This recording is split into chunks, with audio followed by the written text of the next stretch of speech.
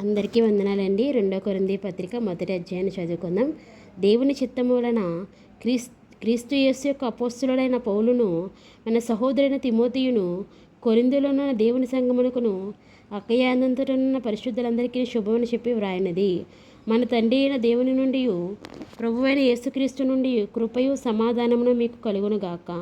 కనికరము చూపు తండ్రి, సమస్తమైన ఆదరణను అనుగ్రహించి దేవుడు, మన ప్రభువైన యేసుక్రీస్తు తండ్రి అయిన దేవుడు స్తుతింపబడునుగాక.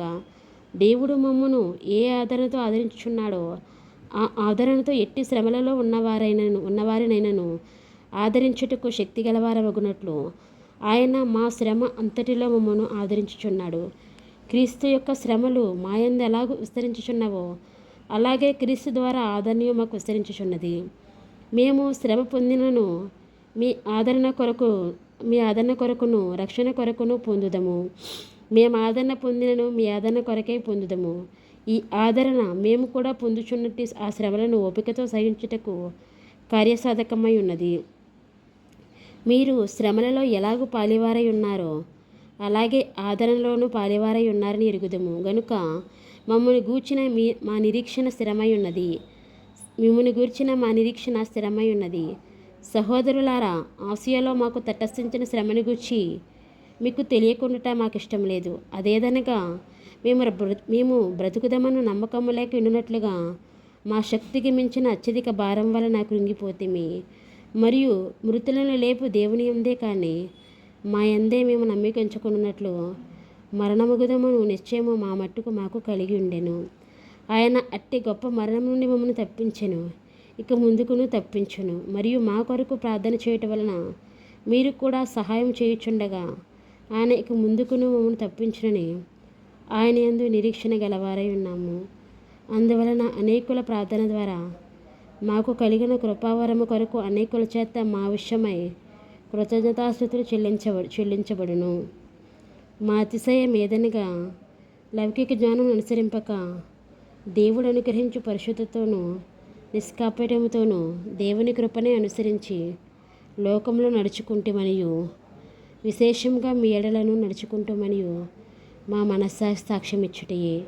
మీరు చదువుకొని పూర్తిగా గ్రహించిన సంగతులు తప్ప మరేమీ మీకు వ్రాయటలేదు. కడవరకు వీటిని ఒప్పుకుందరని నిరీక్షించుచున్నాము.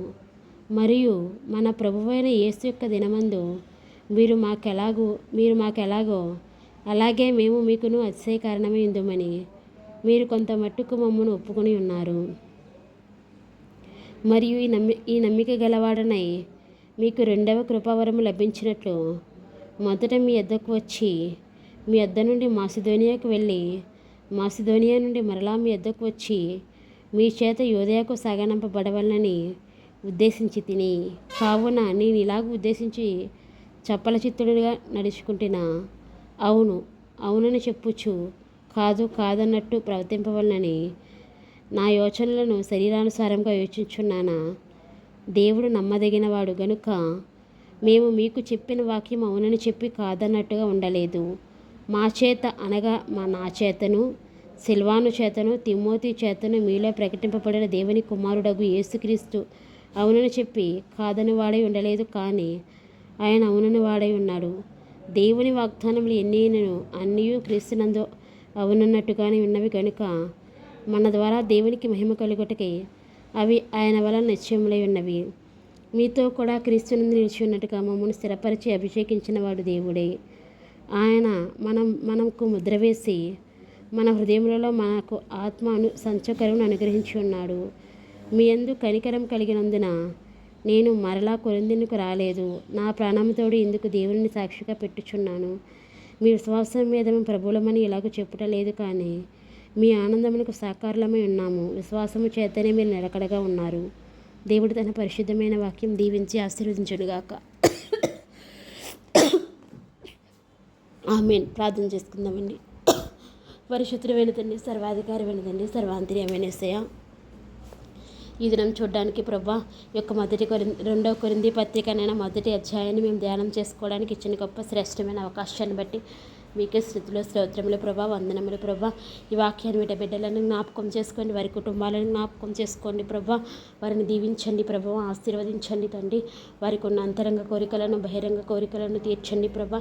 ఎల్లవేళలా నడిపించండి ప్రభా. సర్వాధికారి అనేసి బిడ్డలకి రక్షణ లేని వారికి రక్షణ భాగ్యాన్ని దయచేయండి ప్రభా. అయ్యా నాయన యేసయ్య ప్రభా తండ్రి, నాయన నీ యొక్క రాజ్యంలో ప్రభా తండ్రి మేము ఉండాలి ప్రభా. అటు గొప్ప స్థితిని ప్రభా ఈ వాక్యం ప్రతి బిడ్డకి దయచేయండి ప్రభా. మీకు వందనాలు. అలాగే ఎవరికైనా నాయన యేసయ్య ఉద్యోగ దీవెన లేకపోతే ఉద్యోగ దీవెన దయచేయండి, గర్భఫల దీవెన లేకపోతే అట్టి దీవెనను వారికి అనుగ్రహించండి అయ్యా తండ్రి. నాయన వివాహ దీవెన లేని వారికి, ఆలస్యం అవుతున్న వారికి వివాహ దీవెన